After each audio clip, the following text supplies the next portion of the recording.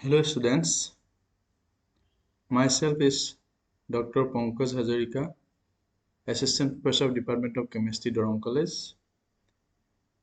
And the topic I have selected for today's lecture is nanoparticles, terminology, history and classification. It is a unit of B.Sc 5th semester chemistry honors student. The paper code is CACHC 5046. This is novel inorganic solids. This class is all about the nanoscience and nanotechnology. We'll discuss about the terminology, history, and classification of nanomaterials. Hope by the end of this class, students will get a clear concept on nanoscience and nanomaterials. Nanoscience is a phenomena of manipulation of materials at the atomic, molecular, and macromolecular scale, where the properties of the matter differ significantly from those at larger scale. Nanomaterials got the sparking attention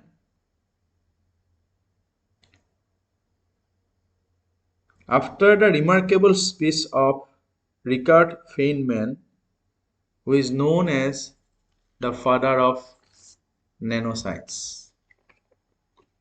It has been realized that the morphology of the matter and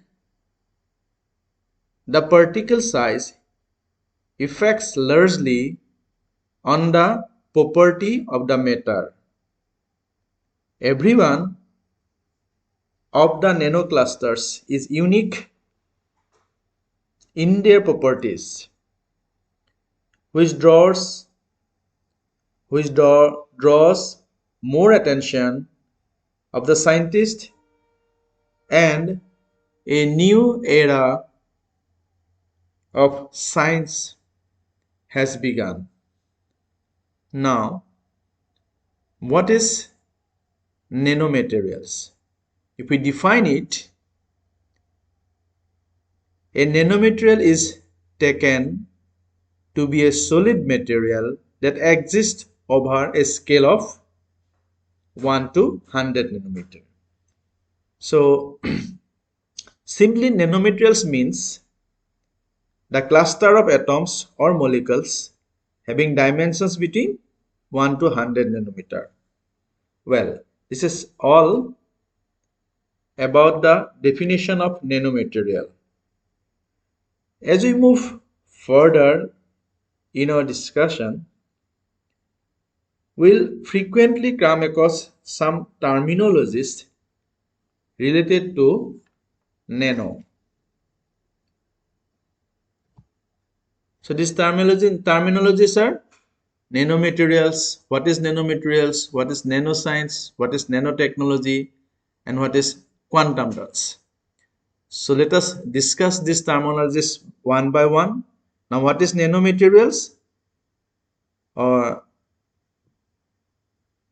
So these nanomaterials, it is a solid material that exists over the scale of 1 to 100 nanometer, as I have already told you about this in my previous slide.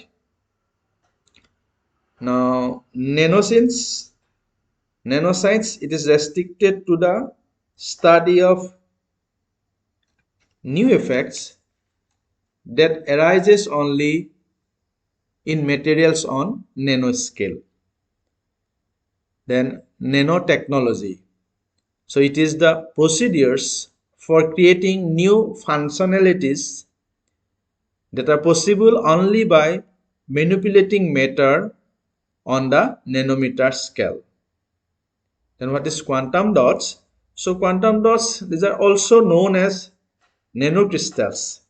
It is a special type of semiconductor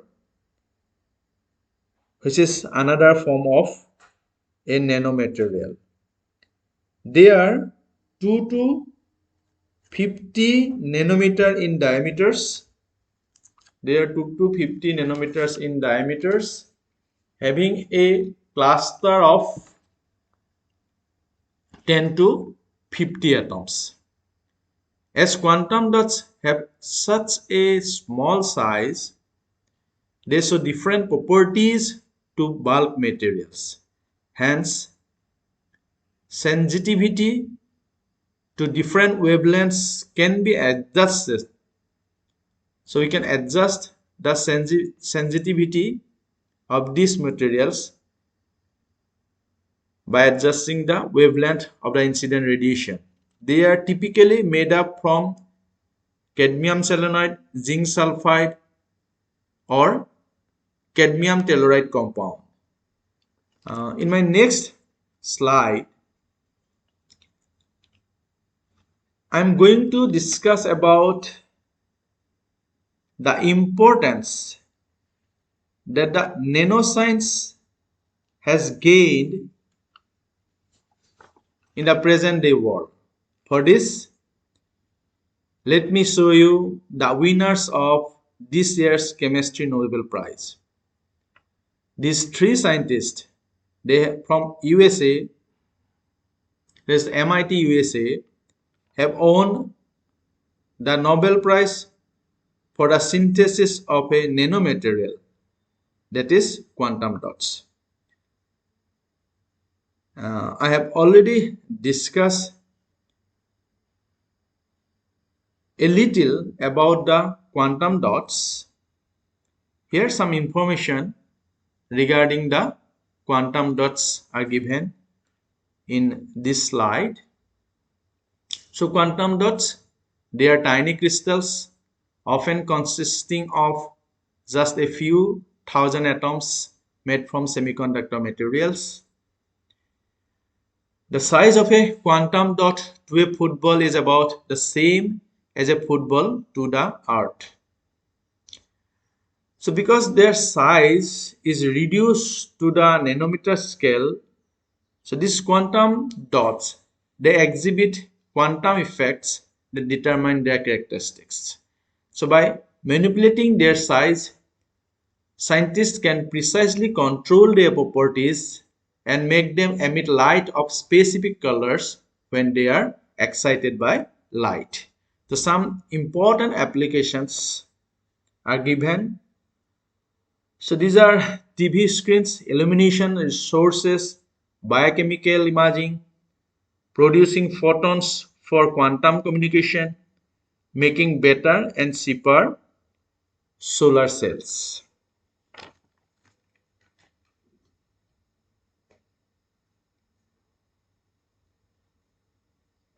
If we go through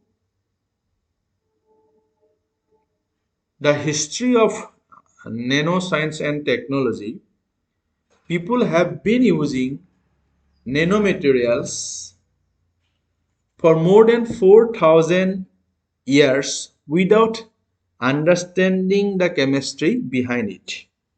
The word nano referred to a Greek prefix meaning dwarf or something very small.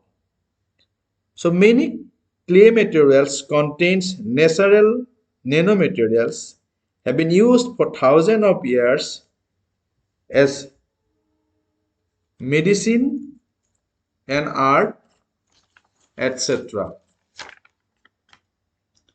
Recent scientific analysis has shown that lead-based hair dye used in ancient Egypt contains synthesized lead sulfide nanocrystals. Lycurgus cup, a 4th century Roman glass cup that contains gold and silver nanoparticles. Similarly, stained glass windows found in many medieval churches also display brilliant color due to the presence of nanoparticles in it. Thus, people are using nanomaterials from thousands of years until knowing the science behind it, unless the American physicist and Nobel Prize laureate Richard Feynman laid a scientific foundation for the nanomaterial, and a new era of nanoscience has begun. Richard Feynman is also popularly known as the father of nanoscience and technology, first put forward the concept of nanomaterials in the annual meeting of American Physical Society in the year of 1959. The lecture entitled "There's Plenty of Room at the Bottom" at the California Institute of Technology. According to him, it would be possible to manipulate matter at the level of individual atoms. He also sets two challenges regarding the synthesis of miniature materials. And it took 26 years for scientists for both challenges to be made. As nano is all about the size of the object, and as the size got smaller, the physical properties of the material changes dramatically. For example, I have shown color of gold nanoclusters at different sizes. It ranges from it ranges from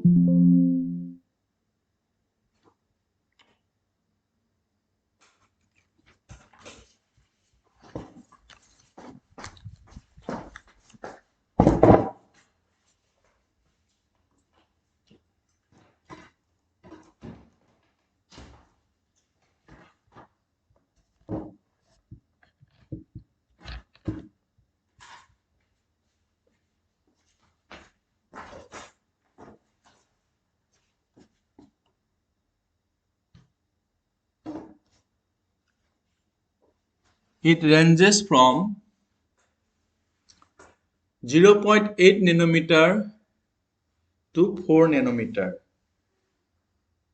So these are the gold nanomaterials having different sizes, and if we look into the color of these bottles, these are quite different from one another.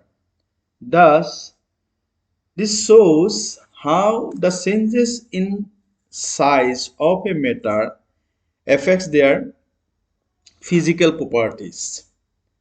As the size got smaller, we have to redesign the tools that are in use.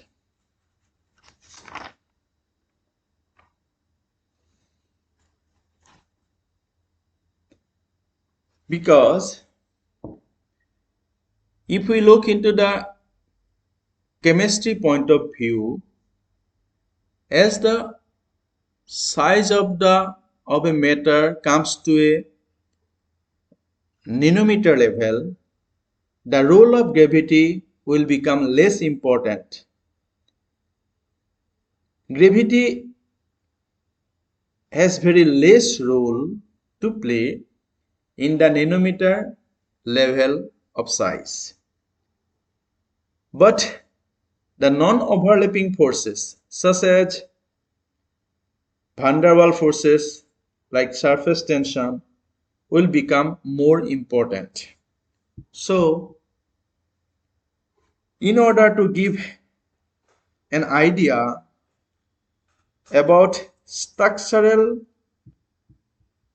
comparison of different objects, I have added this slide in my lecture. This will bring a clear comparison of different materials related to size. And we'll also get to know about the size of a nanomaterial. And if we look into the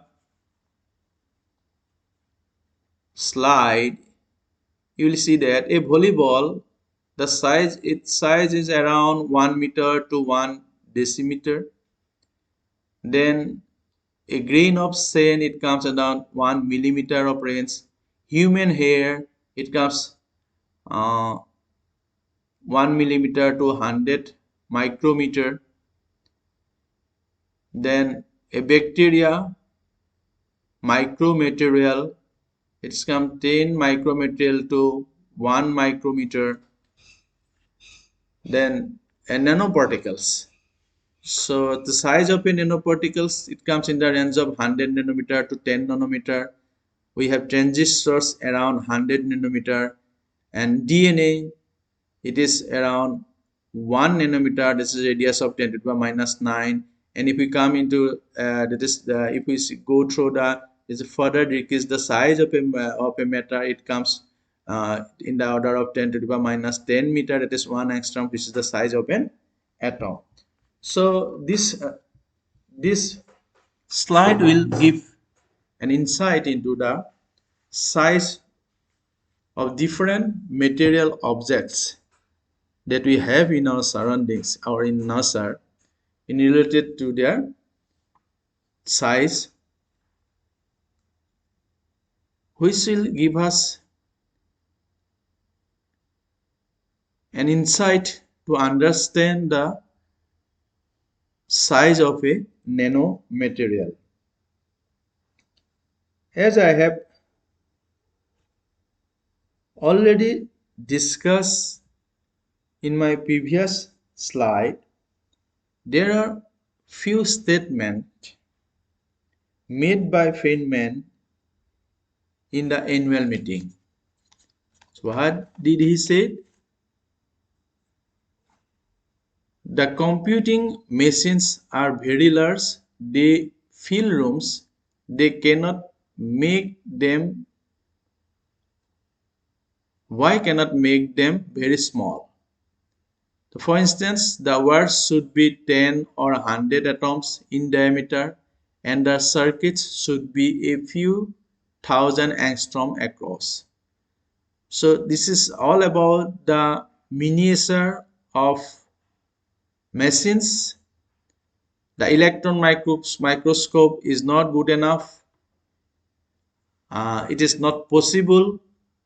The importance of improving the electron microscope by 100 times, it is not possible. It is not against the law of diffraction of the electron. So it should be possible to see the individual atoms. Then I am afraid to consider the final question as to whether ultimately in the great future we can arrange the atoms the way we want, the very atoms all the way down. So all these statements made by Feynman was all about the nanomaterials and nanotechnologies. Although it took 26 years for both challenges to be made, but this thought experiment spurred the development of a new scientific field. Nanotechnology, it deals with the design, characterization, production, and application of structures, devices, and system by control manipulation of size and shape at the nanometer scale that produces structures, devices, and systems with at least one novel characteristics of property. They have bigger surface volume relation desirable for many applications such as catalytic activity. So surface volume relation. So surface area, bigger the surface area, more activity will be the catalyst. Another important characteristics is related with the quantum physics, because nanotechnology allows us to make materials in one dimension, that is nanoyears, in two dimension, that is nanotubes, or in all three dimensions, that is nanoparticles, very desirable in products related with the industrial uses. So his prediction became true at the turn of the century. Feynman thought experiment developed a new scientific field in science,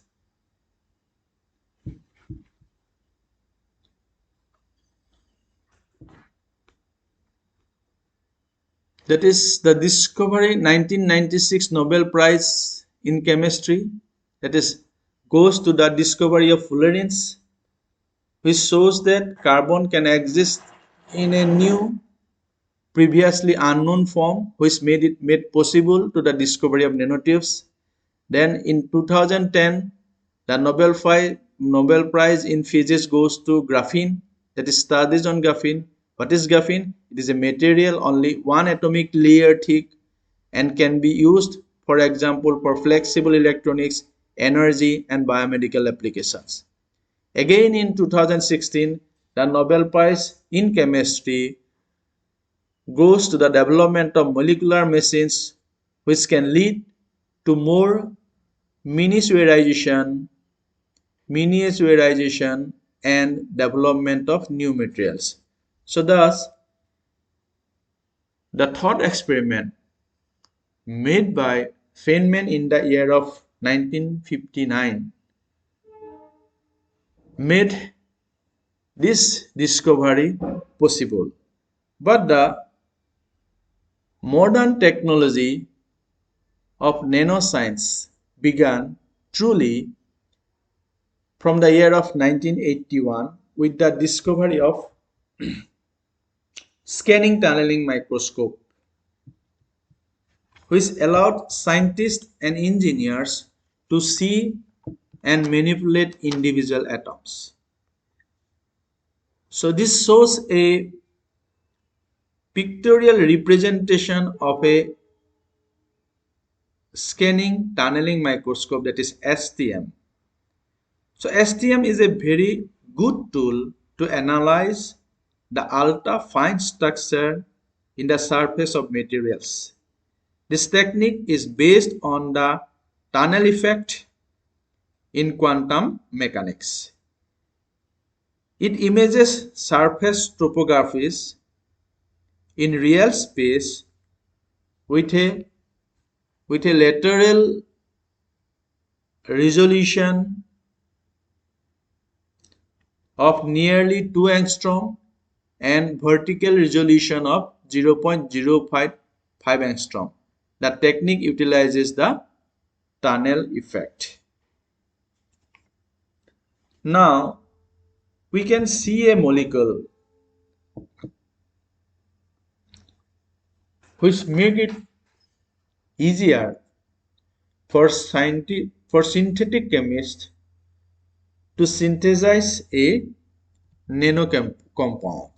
So in my this slide, I have shown a organic molecule. An organic molecule. This is the structure of an organic molecule, and if we see the images of this molecule in a scanning tunneling microscope STM, it comes like this. So from these two images, we can clearly predict the structure of the molecule. So IBM scientists Gerd Binning and Heinrich Rohrer won the Nobel Prize in Physics in the year of 1986 for inventing the scanning tunneling microscope. So students, till now in all these slides, I have discussed about nanoscience and nanotechnologies and the history of nanoscience. Now, let me go to the classification of nanomaterials. So this nano classification of nanomaterials. So classification of nanomaterials we can classify in these two ways, namely classification of nanomaterials based on materials, then classification of nanomaterials based on the dimensions. So if we go through classification of nanomaterials based on materials, then we have carbon based nanomaterials, inorganic based nanomaterials, organic based nanomaterials, and composite based nanomaterials. Then in if we go through the classification based on the dimension, we have 0 dimension nanomaterials, 1 dimension nanomaterials, 2 dimension nanomaterials, and 3 dimension nanomaterials. So let me discuss this classification based on materials and based on dimensions one by one. So let me go through the next slides. So this slide will discuss I will try to discuss about the classification of nanomaterials based on material. That is, if we go for organic classification based on nanomaterials from organic, it is fluorine, C60s, C70s, then carbon nanotubes, CNT, then electron spun nanofibers, cellulose, biocellulose, all this comes in the organic branch of nanomaterials. Then in case of inorganic nanomaterials, we have metals, silver, aluminum, gold, copper, and zinc nanomaterials. Then metal oxides, copper oxide, iron oxide, aluminum oxide, titanium oxide, and lead oxide. These are all the inorganic metal oxides from nanocompounds. Then we have quantum dots. Quantum dots, these are then cadmium selenide and zinc sulfide, as I have already discussed about all these quantum dots in my previous slides. Then we have hybrid. So hybrid nanometals, it comes organic, then inorganic, then inorganic hybrids. Then classification based on size. So if you classify the nanomaterials depending on their sizes, we have 0 dimension, that is fullerenes, quantum dots, rings, atomic clusters, 1 dimension, that is nanotubes, fibers and filaments, 2 dimension, that is nanodiscs, nanolayers, 3 dimensions, embedded clusters. So these are the different examples of different nanomaterials based on their dimensions. And in my next slides, so this is all about the how 0 dimension, the classification of 0 dimension. So if we consider a nanoparticle as 0 dimension, that means it has length, breadth, and heights. These are all confined to a single point. For example, nanodots, nanoparticles. If we say a nanocompound, one-dimensional nanocompound, then it has only one parameter, that is length or breadth. For example, nanowires and nanotubes. And two-dimensional nanocompounds are, it has only two parameters, either length or breadth or height, like thin surface coatings. And if we consider the nanometers as 3 dimensional nanometers, then it has all parameters of length, breadth, and height. That is for example, for these are crystals.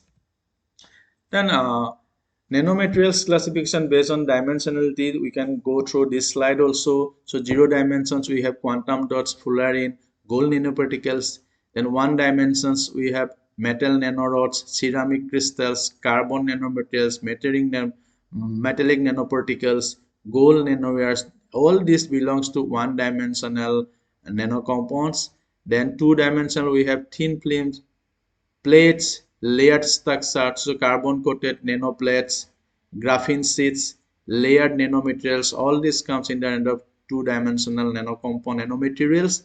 Then in case of 3 dimensional nanomaterials, these are bulk nanomaterials. This is polycrystalline liposomes, polycrystalline dendrimers. So this all belongs to 3 dimensional nanomaterials.